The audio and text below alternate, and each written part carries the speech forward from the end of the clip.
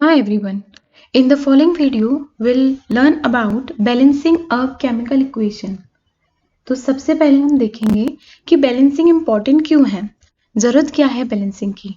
Okay, तो the total mass of the elements present in the products of a chemical reaction has to be equal to the total mass of the elements present in the reactant.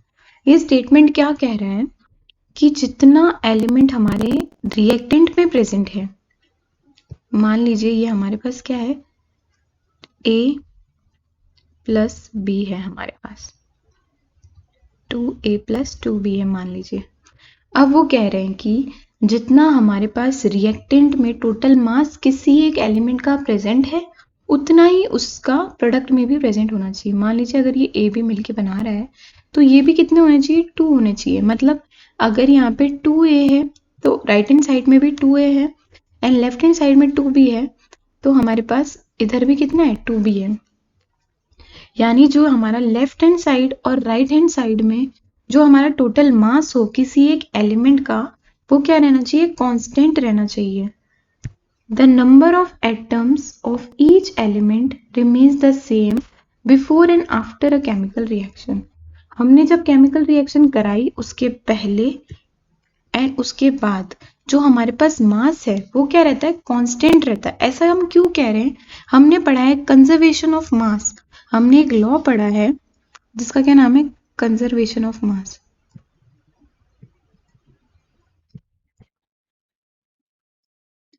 Conservation of mass एक law होता है, conservation of mass. वो क्या कहता है कि मास can neither be created nor be destroyed. कभी भी हमारा जो मास है किसी चीज का वो एक फॉर्म से दूसरे फॉर्म में कन्वर्ट हो जाएगा, but it can't be create और डिस्ट्रॉय. ना हम उसे बना सकते हैं ना हम उसे खत्म कर सकते हैं. जितना मास हमारे पास पहले था, अगर हम उसे किसी में ट्रांसफॉर्म कर रहे हैं, एक रिएक्शन हमने पढ़ा कि ट्रांसफॉर्मेशन होता है एक फॉर्म से दूसरे फॉर्म में, तो जब हम ट्रांसफॉर्म कर रहे हैं तो जो मास है वो क्या है, कांस्टेंट रहता है. मास क्या है, कांस्टेंट रहता है. हम उसे बना नहीं सकते हैं, हम उसे खत्म भी नहीं कर सकते. मास हमेशा कांस्टेंट रहेगा. इसीलिए therefore it is necessary to balance a skeletal chemical equation. जैसे हमने इक्वेशंस पढ़ी थी कि मैग्नीशियम जो है वो ऑक्सीजन के साथ मिलकर MgO बना रहा था, तो वो जो रिएक्शन थी ना वो बैलेंस नहीं थी. वो रिएक्शन बैलेंस नहीं थी. हमें ज़रूरत है कि उसे बैलेंस करें ताकि हम ये दिखा सके कि मास जो है वो ना हमने बनाया है ना डिस्ट्रॉय किया है. जो हमारी रिएक्शन है वो एक बैलेंस्ड रहेगी, हमारे बैलेंसिंग रहेगी, एंड जो हमारे पास मास है वो दोनों साइड क्या रहेगा, इक्वल रहेगा. और जो number of atoms each element के रहेंगे सेम रहेंगे in the reaction before and after. Okay, अब हम सीखते हैं कि बैलेंसिंग करते कैसे हैं. तो हमने एक एग्जांपल ले लिया. और एग्जांपल हमारे पास है Fe plus H2O gives Fe3O4 plus H2. Okay, अभी इस रिएक्शन में दो चीज़ों की कमी है. एक तो इसमें बैलेंसिंग नहीं है, सेकेंडली इसमें फिजिकल स्टेट्स भी हमने नहीं डिफाइन कर रखी है. फिजिकल स्टेट्स हम बैलेंसिंग के लास्ट में लगाते हैं. और ऑल्सो ये जो रिएक्शन है ना, ये रिएक्शन किस चीज़ की है, इसी रिएक्शन को हम जब रस्टिंग पढ़ेंगे ना तब वापस पढ़ेंगे. ओके, अब देखिए सबसे फर्स्ट स्टेप क्या है हमारे पास, to balance a chemical equation first draw boxes around each of the formula. तो हमारी फर्स्ट स्टेप करते हैं हम, Fe plus H2O gives Fe3O4 plus H2. इसके अराउंड हमें क्या करना है, बॉक्स बनाने हैं. हर एक फॉर्मूले के ऊपर हमें बॉक्सेस बना देने हैं. ठीक है, इस तरह से हमने बॉक्स बना लिए. अब जो ये बॉक्सेस है ना, इनके अंदर हमें कुछ भी चेंज नहीं करना है. हमें इनके फॉर्मूले में जो ये बॉक्सेस हैं इनके अंदर हमें कुछ चेंज नहीं करना है. जो भी हम करेंगे यहाँ इनके बाहर जो है ना वहां करेंगे. हमें इनके अंदर कुछ भी चेंज नहीं करना है. सबसे फर्स्ट काम हम क्या करेंगे, सबसे पहले हमने बॉक्सेस बना लिए। अब सेकंड क्या बोल रहा है, step second, list the number of atoms of different elements present in the unbalanced equation. अब देखिए सेकंड स्टेप करते हैं हम। हमारे पास कौन कौन से एलिमेंट्स है, Fe, हाइड्रोजन एंड ऑक्सीजन। हमारे पास 3 एलिमेंट्स हैं। कितने कितने हमारे पास अब है इनके, ये देखते हैं। सबसे पहले हम लिखेंगे रिएक्टेंट साइड के, उसके बाद हम प्रोडक्ट साइड के लिखेंगे। रिएक्टेंट साइड में देखिए Fe कितना है हमारे पास, Fe हमारे पास कितना है 1, तो हमने रिएक्टेंट में लिख दिया 1। प्रोडक्ट साइड में हमारे पास Fe के नीचे देखिए कितना लिखा हुआ है 3, इसका मतलब हमारे पास कितना है 3 है Fe प्रोडक्ट साइड में। हाइड्रोजन जो लेफ्ट हैंड साइड में देखिए H2O, वाटर के नीचे देखिए H के नीचे क्या लिखा हुआ है हमारे पास 2, तो राइट हैंड साइड में रिएक्टेंट साइड में हमारे पास हाइड्रोजन कितना है 2 है, एंड जो हमारा प्रोडक्ट साइड है उसमें भी हमारे पास हाइड्रोजन कितना है 2 है, तो हमने लिख दिए। अब ऑक्सीजन की बात करें तो हमारे पास लेफ्ट हैंड साइड में कितना है 1 ऑक्सीजन है, एंड जो हमारे पास राइट हैंड साइड है उसमें हमारे पास कितना ऑक्सीजन है 4 ऑक्सीजन है। सेकेंड स्टेप हमारी क्या थी, हमने लिस्ट करा कि कितने एलिमेंट्स हमारे पास, कौन कौन से एलिमेंट्स हैं। सबसे पहले तो हमारे पास कौन कौन से एलिमेंट्स हैं हमने उनको लिस्ट किया, ferrous, hydrogen and oxygen, 3 elements हैं हमारे पास। और उसमें हमने देखा कि रिएक्टेंट साइड में कितना नंबर ऑफ एलिमेंट्स हैं, प्रोडक्ट साइड में हमारे पास कितने नंबर ऑफ एलिमेंट्स हैं। ठीक है, इतना हमारे पास हो गया। अब नेक्स्ट स्टेप में हम क्या करेंगे, it is easier to start balancing with the compounds that contains the maximum number of atoms. In that compound, select the element which has the maximum number of atoms. Okay, तो हमारे पास first step हो गई, second step हो गई। अब third step क्या कह रही है, देखिए थर्ड स्टेप है कि आप सेलेक्ट कीजिए सबसे ज्यादा नंबर ऑफ एटम्स किसके अंदर है। हमारी जो रिएक्शन है उसमें सबसे ज्यादा नंबर ऑफ एलिमेंट किसके अंदर थे, हमारा Fe3O4 देखिए आप, सबसे बड़ा सा फॉर्मूला जो आपको दिखे ना उसको हमें सेलेक्ट कर लेना है। हमें यहाँ पे सबसे बड़ा क्या दिख रहा है, Fe3O4 दिख रहा है। अब Fe3O4 में भी ज्यादा नंबर ऑफ एटम्स जो होंगे ना, हम पहले उसको बैलेंस करेंगे। Fe3O4 में सबसे ज्यादा नंबर ऑफ एटम्स किसके अंदर है, हमारे पास फेरस 3 है एंड ऑक्सीजन 4 है।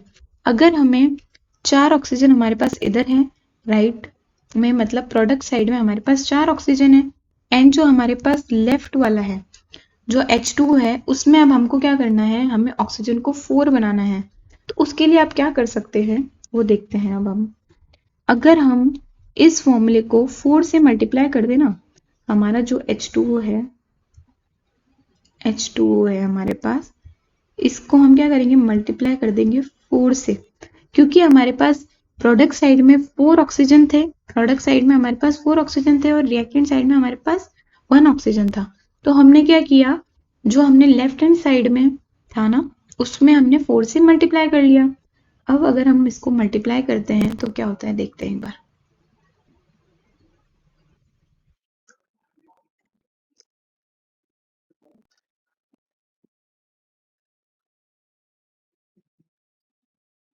अब देखिए अगर हमने H2O को जो है 4 से मल्टीप्लाई किया तो हमारे पास आ जाएगा 4H2।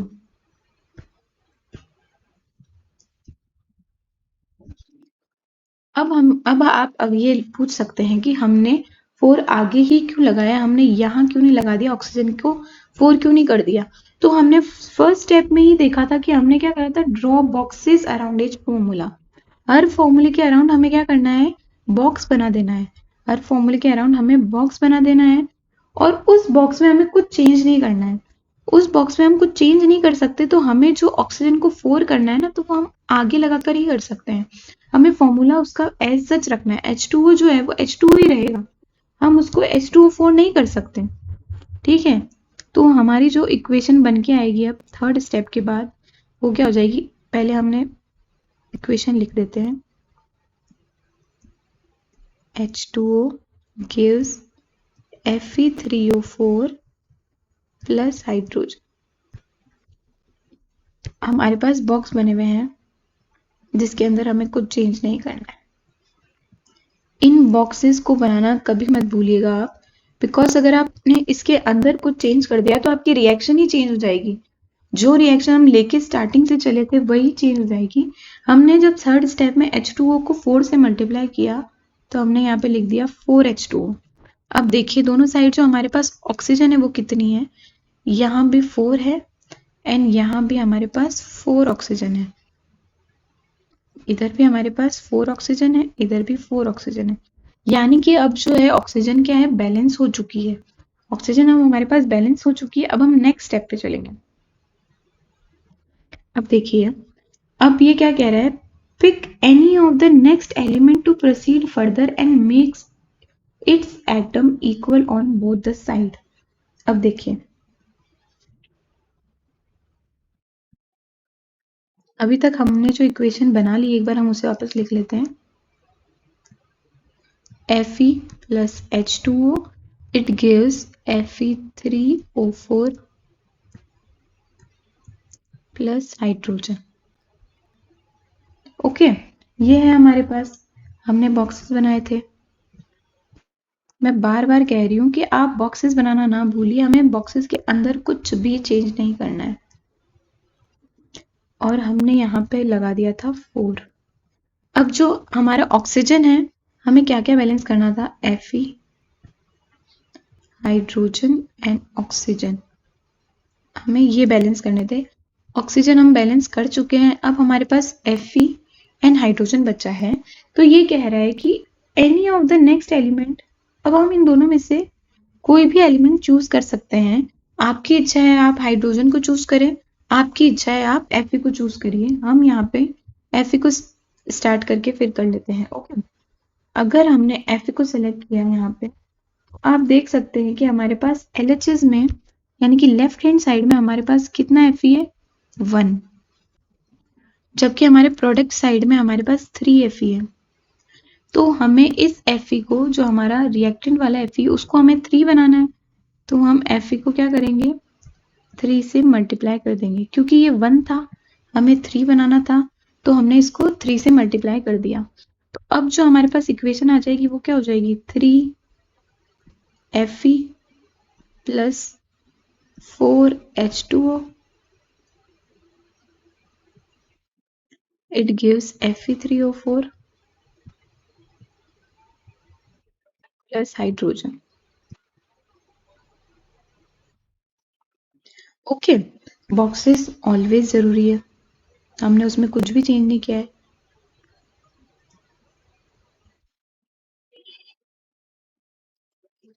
ओके, इतना आपको समझ आ गया होगा आई गेस। अब नेक्स्ट स्टेप क्या बोल रहा है वो, examine the equation and pick up the third element if present which is not balance and balance it on both the side.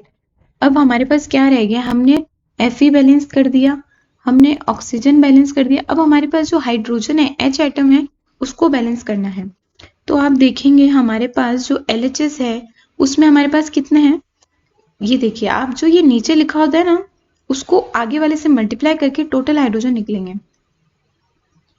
तो 4 इंटू 2 यानी कि हमारे पास कितने हैं, 8H है।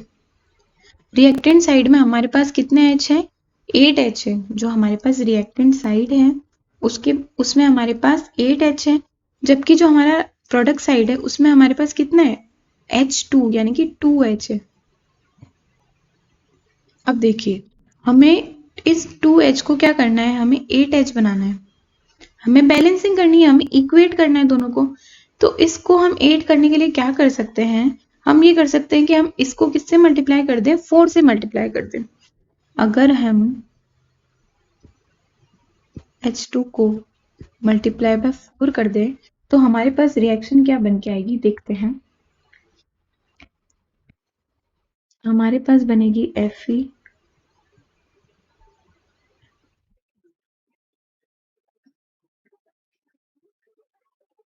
और H2O gives Fe3O4 plus 4H2। ये हमारे पास क्या है, इक्वेशन है। हमारी 5 स्टेप्स के बाद जो हमारे पास इक्वेशन निकल के आई है वो क्या है, 3Fe 4H2O gives Fe3O4 plus 4H2. Okay, एक बार मैं एक्स्ट्रा चीजें हटा देती हूँ जिससे आपको कंफ्यूजन ना हो।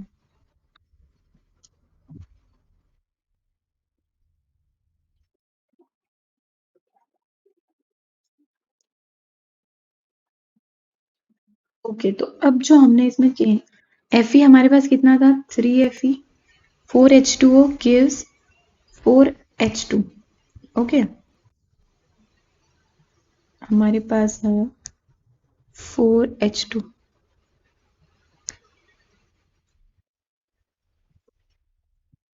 ये हमारी फाइनल इक्वेशन हमारे पास आई है आफ्टर स्टेप 5।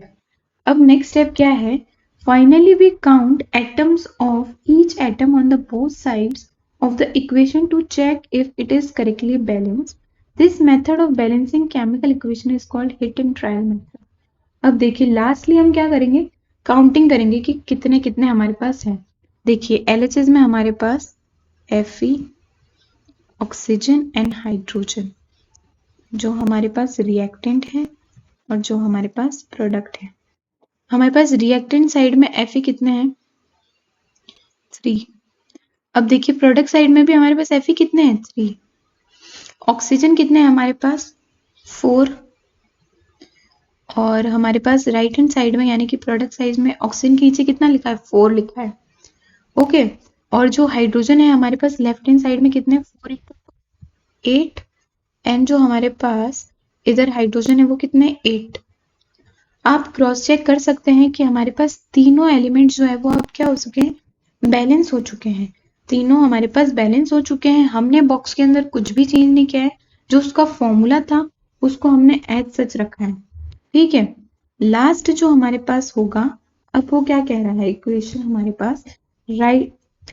एक और चीज कि इन्होंने कहा कि इस मेथड को हम क्या बोलते हैं, हिट एंड ट्रायल मेथड। इस मेथड को हम बोल रहे हैं हिट एंड ट्रायल मेथड। ऐसा क्यों, क्योंकि हम बार बार बैलेंस कर करके देख रहे हैं कि हाँ इतना हो सकता है, 3 हो सकता है, 4 हो सकता है। हम ट्राई कर रहे हैं, हम जो है लगा रहे हैं, हमारा अनुमान लगा रहे हैं, उसके बाद उसे ट्राई कर रहे हैं। हम हिट एंड ट्रायल, इसीलिए हम इस मेथड का कह रहे हैं hit and trial method. And जो फाइनल स्टेप है हमारी, writing symbols of physical states. जो हमारी फाइनल स्टेप है वो क्या आएगी, हमारे पास है जो हम फाइनल इक्वेशन लिखेंगे, देखिए Fe plus H2O gives Fe3O4 plus hydrogen. ठीक है, हमने अब देखा इसमें, सबसे पहले तो हमने जो बैलेंस किया है उसे लिख लेते हैं। हमने फेरस को लिखा था 3, H2O थे हमारे पास 4, Fe3O4 में हमने कुछ चेंज नहीं किया था, एंड हाइड्रोजन जो थे 4। अभी ये क्या है, एकदम बैलेंस्ड इक्वेशन है। अब इनके आगे हम लिखेंगे इनका स्टेट क्या क्या है। तो फेरस जो है वो क्या होता है, सॉलिड होता है। जो H2 होता है वो क्या होता है, लिक्विड होता है। मैंने आपको पहले ही बताया कौन सा सिंबल किसके लिए हम यूज करते हैं। हम सॉलिड यूज करते हैं S के लिए, हम लिक्विड यूज करते हैं L के लिए, एंड हम हाइड्रोजन जो क्या है वो गैस है तो यहाँ पे G यूज करेंगे। एंड Fe3O4 क्या है, हमारे पास सॉलिड है। Fe3O4 हमारे पास यहाँ पे, उसके लिए हम क्या लिखेंगे, सॉलिड लिख देंगे हम। सॉलिड किससे डिनोट करते हैं हम, S से। ठीक है, तो हमारी जो फाइनल इक्वेशन, जो हमारी फर्स्ट इक्वेशन थी, उसको हमने बैलेंस भी किया, उनकी फिजिकल स्टेट भी लिख दी, एंड जो हमारे पास फाइनल जो हमारा रिजल्ट आया है वो ये इक्वेशन है। आप हर एक बार हम रिवाइज कर लेते हैं। हमने सबसे पहले क्या किया था, फर्स्ट स्टेप हमारी थी कि हमें to balance a chemical equation, हमें उनके जो सारे फॉर्मूलेज हैं उनके अराउंड क्या करना है, फर्स्ट ड्रॉ बॉक्सेस। हर फॉर्मूले के अराउंड हमने बॉक्स बना दिए। उसके बाद हमने क्या किया, list the number of atoms of different element present in the unbalanced equation. हमने सारे एलिमेंट्स के नाम लिखे एंड उनको लिखा कि हमने रिएक्टेंट कितने होंगे, हमारे पास प्रोडक्ट कितने होंगे।